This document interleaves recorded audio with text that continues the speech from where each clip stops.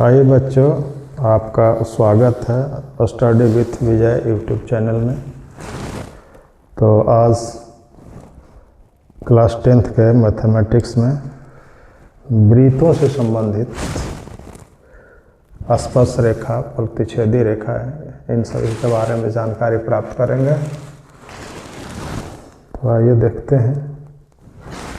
वृत्त, सबसे पहला नंबर, वृत्त क्या है? वृत्त ये ज्योमेट्री के अंतर्गत चैप्टर आता है। वृत्त, सर्कल। वृत्त, वृत्त क्या है? जैसे हम एक समतल में, किसी समतल में एक बिंदु, निश्चित बिंदु लेते हैं और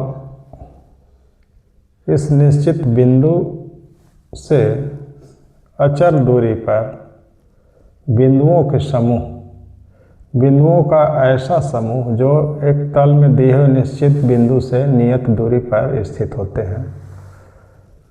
यानी बिंदुओं का, वृत्त की परिभाषा में कहा जाता है कि बिंदुओं का ऐसा समूह जो तल में दिए हुए किसी निश्चित बिंदु से समान दूरी पर स्थित होते हैं।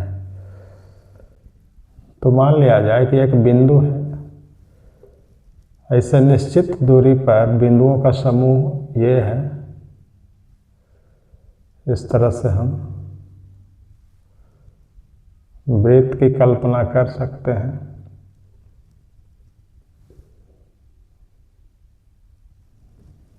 ये वृत्त है, इसी को वृत्त कहते हैं। तो हम इसका परिभाषा लिखते हैं।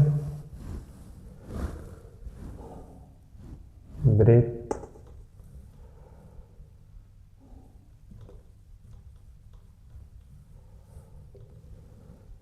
बिंदुओं का ऐसा समूह, बिंदुओं का ऐसा समूह जो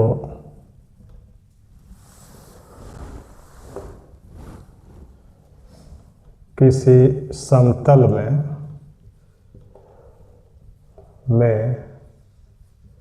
दिए हुए बिंदु से एक नियत दूरी पर स्थित होते हैं, स्थित होते हैं। यह वृत्त की परिभाषा है। क्या है? वृत्त बिंदुओं का ऐसा समूह जो किसी समतल में दिए हुए बिंदु से एक नियत दूरी पर स्थित होता है। जैसे हम एक बिंदु लेते हैं, इस बिंदु से एक नियत दूरी, फिक्स दूरी पर, फिक्स दूरी क्या होता है? फिक्स दूरी इसकी त्रिज्या कहलाता है। तो फिक्स दूरी पर बिंदुओं के समूह, यानी नियत दूरी पर तल में दिए हुए किसी बिंदु से नियत दूरी पर बिंदुओं के समूह को सर्किल कहा जाता है, वृत्त कहा जाता है। यही वृत्त है, यही वृत्त की परिभाषा है। यह वृत्त है, इसके चारों बिंदुओं का समूह। हम देखते हैं कि किसी वृत्त और रेखा, वृत्त के सापेक्ष रेखा की स्थिति के अनुसार हम क्या कह सकते हैं। तो यहाँ पर देखते हैं कि वृत्त की रेखा, वृत्त और तल में दिए हुए रेखा के बीच क्या संबंध है, अब हम उसके बारे में जानकारी लेते हैं। ये तो हो गया वृत्त। तो वृत्त हम उसके लिए पहले फिगर के माध्यम से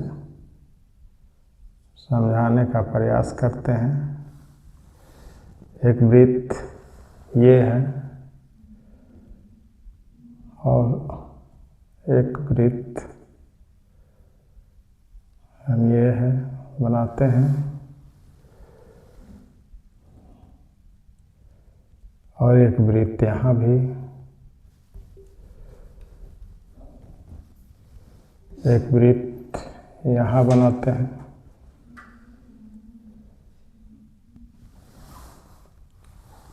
ये वृत्त का केंद्र है, वृत्त का केंद्र है, वृत्त का केंद्र है। अब हम एक रेखा लेते हैं, वृत्त का केंद्र हम O मान सकते हैं, इसको ही O मानते हैं। हम एक रेखा लेते हैं,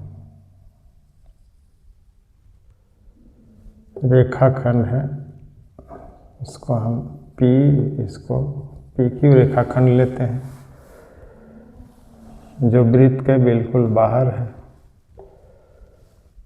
एक रेखाखंड हम लेते हैं,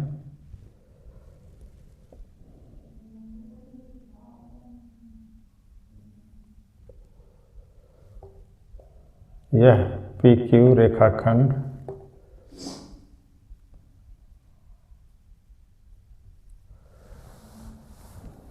वृत्त से होकर के गुजरता है, और एक रेखाखंड ये है जो वृत्त को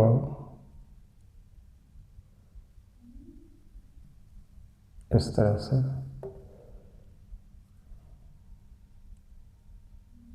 PQ रेखा। हम इन तीनों वृत्तों में और PQ रेखा में संबंध दिखाना चाहते हैं। तो ये वृत्त अलग है और ये PQ रेखा भी अलग है, इससे बिल्कुल अलग है, इससे इसमें कोई संबंध नहीं है। लेकिन दूसरा स्थिति में हम देखते हैं कि ये रेखा और ये वृत्त, रेखा और वृत्त के में दो ऐसे बिंदु हैं जो दोनों दो बिंदु उभयनिष्ठ हैं। इस वृत्त और इस रेखा के कोई बिंदु उभयनिष्ठ बिंदु नहीं है, लेकिन इसमें देखते हैं कि इस रेखा के बिंदु और वृत्त के बिंदु, यहाँ पर दो बिंदु उभयनिष्ठ हैं, दोनों में दो बिंदु उभयनिष्ठ हैं। इस रेखा और इस वृत्त में दो बिंदु उभयनिष्ठ बिंदु हैं। और तीसरा स्थिति में क्या देखा जाता है, इसमें देखते हैं कि वृत्त के किसी एक बिंदु और इस रेखा के कोई एक बिंदु, दोनों उभयनिष्ठ हैं, दोनों में एक बिंदु उभयनिष्ठ बिंदु है यहाँ। तो हम इसको क्या लिखते हैं, इस रेखा को क्या कहेंगे, इस रेखा को क्या नाम देंगे और इस रेखा को क्या नाम देंगे। स्थिति के अनुसार इस रेखा को हम अप्रतिच्छेदी रेखा कहते हैं और इसको क्या कहेंगे, PQ को प्रतिच्छेदी रेखा कहा जाता है। जब रेखा और वृत्त के दो बिंदु उभयनिष्ठ होते हैं तब उसको प्रतिच्छेदी रेखा कहा जाता है, और जब वृत्त और रेखा के कोई भी बिंदु उभयनिष्ठ नहीं होते हैं तब ये इस रेखा को क्या कहेंगे, अप्रतिच्छेदी रेखा कहते हैं। और जब वृत्त और इस रेखा में कोई एक बिंदु उभयनिष्ठ होता है तब इसको कहते हैं स्पर्श रेखा, यानी इसको हम नाम दे सकते हैं प्रतिच्छेदी रेखा, अप्रतिच्छेदी रेखा। इसको कहेंगे अप्रतिच्छेदी रेखा। इसको क्या कहेंगे, प्रतिच्छेदी रेखा। इसको नाम देंगे प्रतिच्छेदी रेखा, प्रतिच्छेदी रेखा। इसको क्या नाम देंगे? एक बिंदु घनिष्ठ रहेगा वृत्त और रेखा में, तो इसको हम कहेंगे स्पर्श रेखा। स्पर्श रेखा। इस तरह से हम अगर लिखना चाहते हैं तो लिख सकते हैं, जैसे अप्रतिच्छेदी रेखा। अप्रतिच्छेदी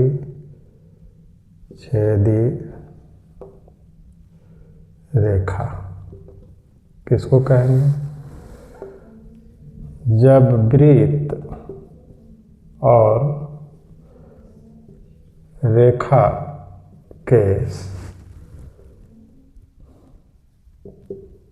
कोई भी बिंदु उभयनिष्ठ नहीं होते हैं, तब इस रेखा को अप्रतिच्छेदी रेखा कहते हैं। अप्रतिच्छेदी रेखा कहते हैं। ये अप्रतिच्छेदी रेखा का कंडीशन है। फिर है प्रतिच्छेदी रेखा। प्रतिच्छेदी रेखा, इसको हम प्रतिच्छेदी रेखा, इसको कहेंगे कि जब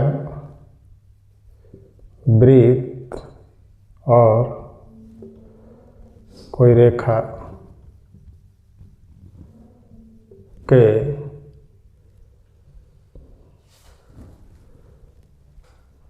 दो बिंदु उभयनिष्ठ होते हैं,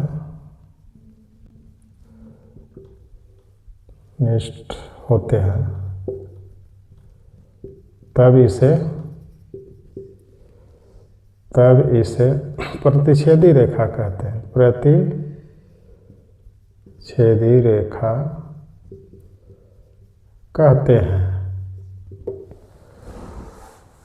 तीसरा नंबर में है स्पर्श रेखा। तीसरा नंबर में है स्पर्श रेखा। स्पर्श रेखा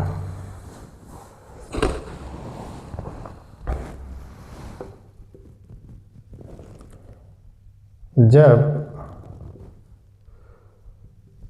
कोई वृत्त और कोई रेखा में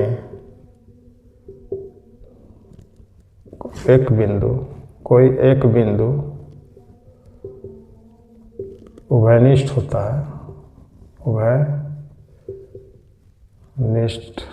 है, तब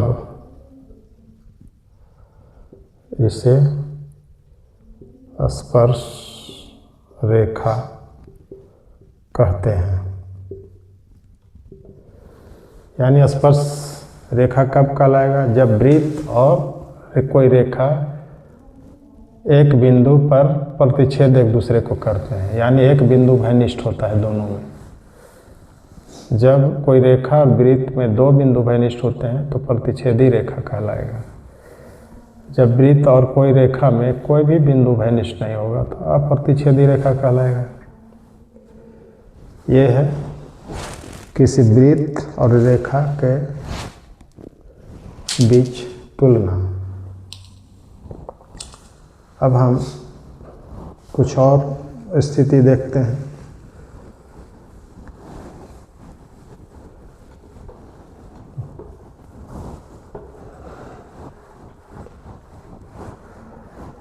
वृत्त और बिंदुओं के बीच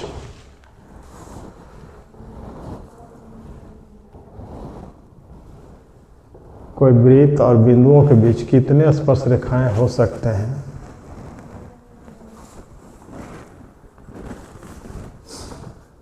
ये स्थिति देखते हैं।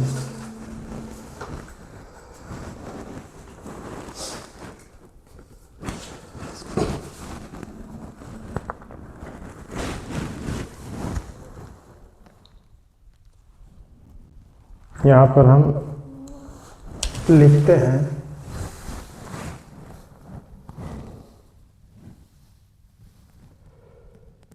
तल में दिए हुए, तल में दिए गए वृत्त और कोई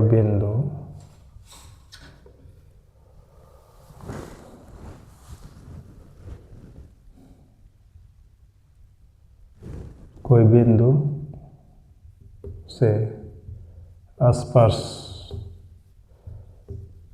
रेखाओं के संबंध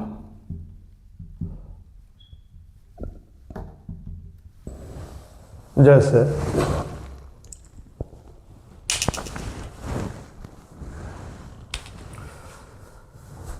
हम एक वृत्त लेते हैं,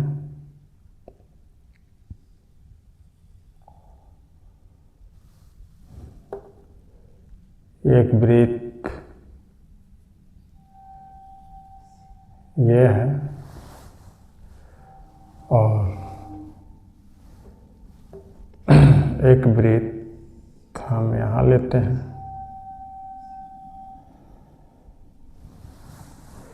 ये वृत्त का केंद्र है, वृत्त का केंद्र है, पहला स्थिति है, ये दूसरा स्थिति है और ये तीसरा स्थिति है। तो जब वृत्त के अंदर कोई वृत्त के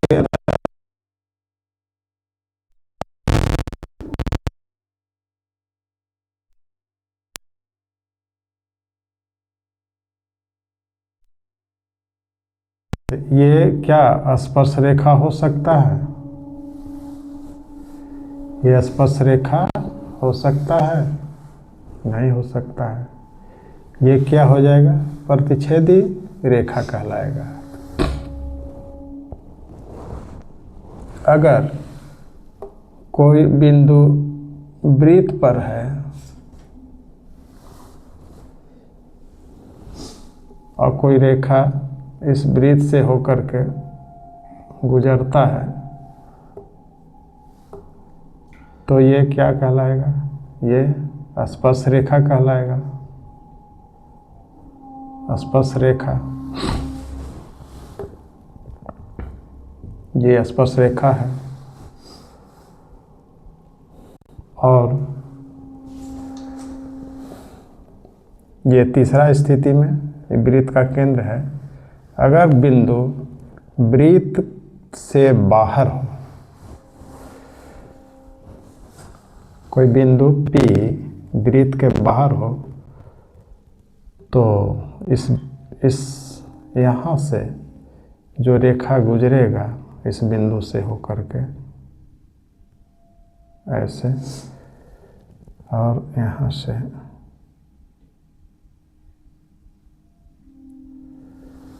ऐसे, मान लिया जाए P है, E है, Q और E R बिंदु को स्पर्श कर रहा है। Q बिंदु पर स्पर्श करता है, R बिंदु पर स्पर्श करता है वृत्त को। तब यहाँ पर देखते हैं कि अगर कोई बिंदु वृत्त के अंदर है, तो वृत्त के अंदर स्थित किसी बिंदु से कितने स्पर्श रेखा खींचे जा सकते हैं? तो एक भी स्पर्श रेखा खींचे नहीं जा सकते हैं। क्यों?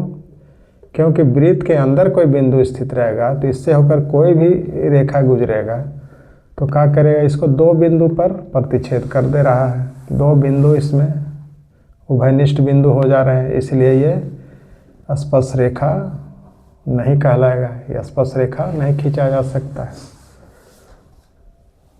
इस चित्र में हम क्या देखते हैं? इसमें हम देखते हैं कि कोई भी बिंदु अगर वृत्त पर एक बिंदु उभयनिष्ठ है या स्थित है, तो इस बिंदु से होकर केवल एक रेखा ही खींचा जा सकता है।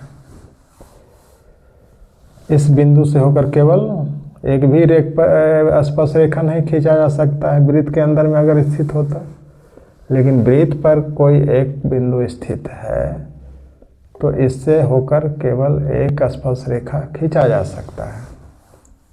और तीसरा कंडीशन में क्या है कि अगर कोई बिंदु वृत्त के बाहर स्थित है तो इस बिंदु से होते हुए दो स्पर्श रेखाएं खींचे जा सकते हैं। ये इस फिगर के माध्यम से हम यही समझाना चाह रहे थे कि वृत्त के अंदर स्थित किसी बिंदु से एक भी स्पर्श रेखा नहीं खींची जा सकती है। वृत्त पर स्थित किसी बिंदु से होकर केवल एक ही स्पर्श रेखा खींची जा सकती है और वृत्त के बाहर स्थित किसी बिंदु से दो स्पर्श रेखाएं खींचे जा सकते हैं। ये हमें दिखाना था। अब हम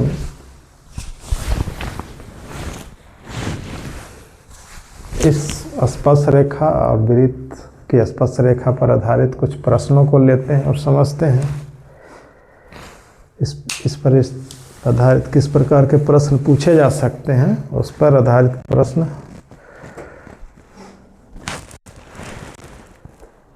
देखते हैं।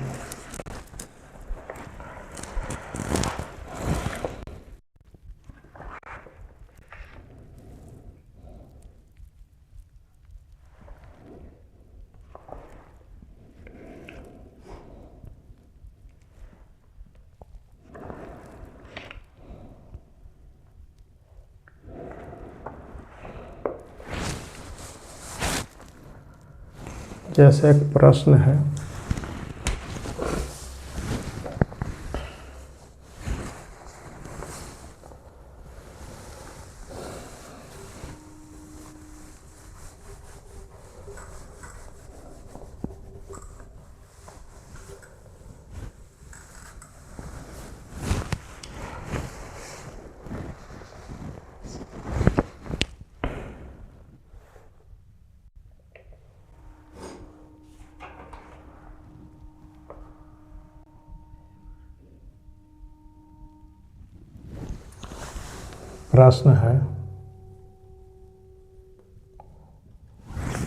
कि एक बिंदु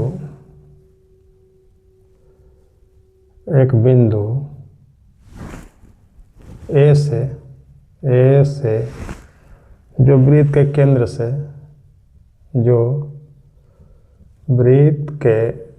केंद्र से 5 सेंटीमीटर दूरी पर है। वृत्त पर स्पर्श रेखा की लंबाई, वृत्त पर स्पर्श रेखा की लंबाई, स्पर्श रेखा की लंबाई 4 सेंटीमीटर है। 4 सेंटीमीटर है। वृत्त की त्रिज्या ज्ञात कीजिए। वृत्त की त्रिज्या ज्ञात कीजिए।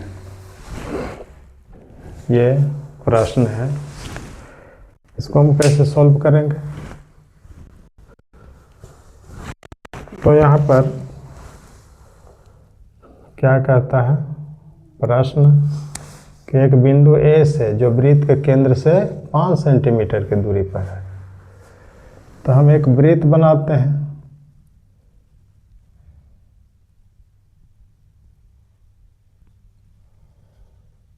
एक वृत्त है, इसका केंद्र मान लिया जाए कि ये O है। वृत्त के केंद्र से 5 सेंटीमीटर की दूरी पर है।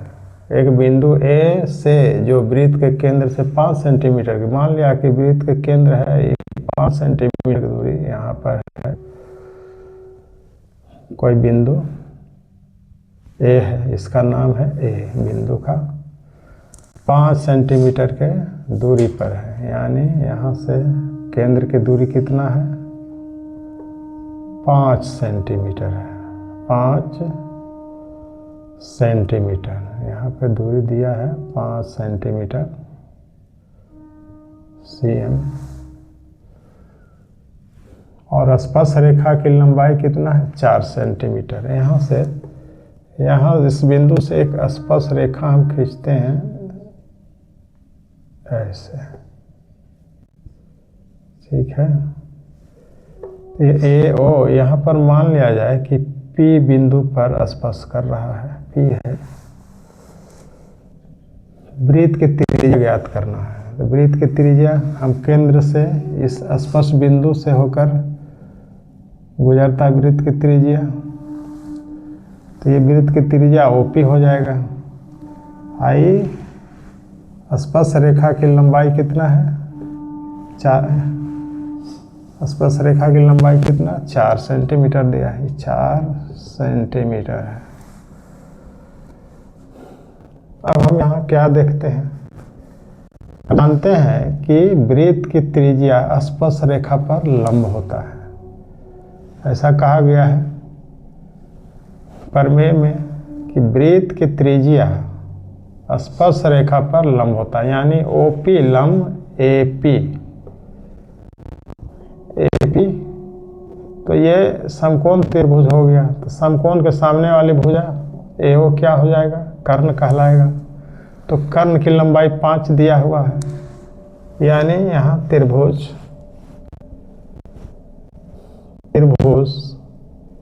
AOP में कोण P बराबर 90 डिग्री समकोण है। और AO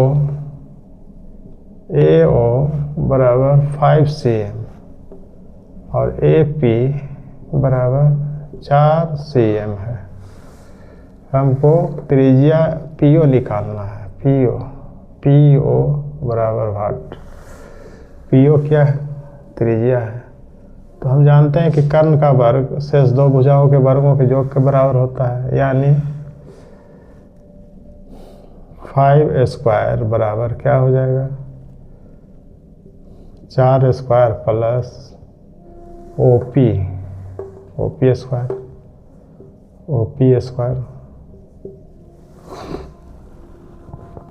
अब यहाँ पे 5 पचे 25 बराबर 4 चौके 16 प्लस OP स्क्वायर,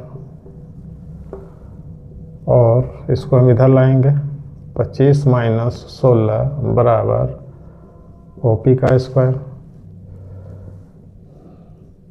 और 25 में से 16 गया 9 बराबर OP स्क्वायर।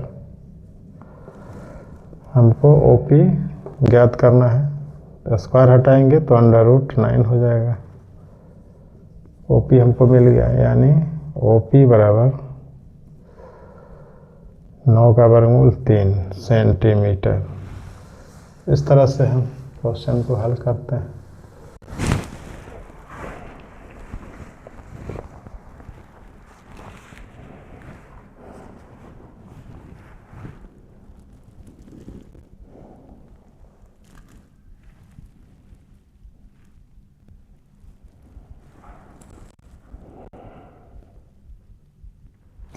चलो आज इतना है।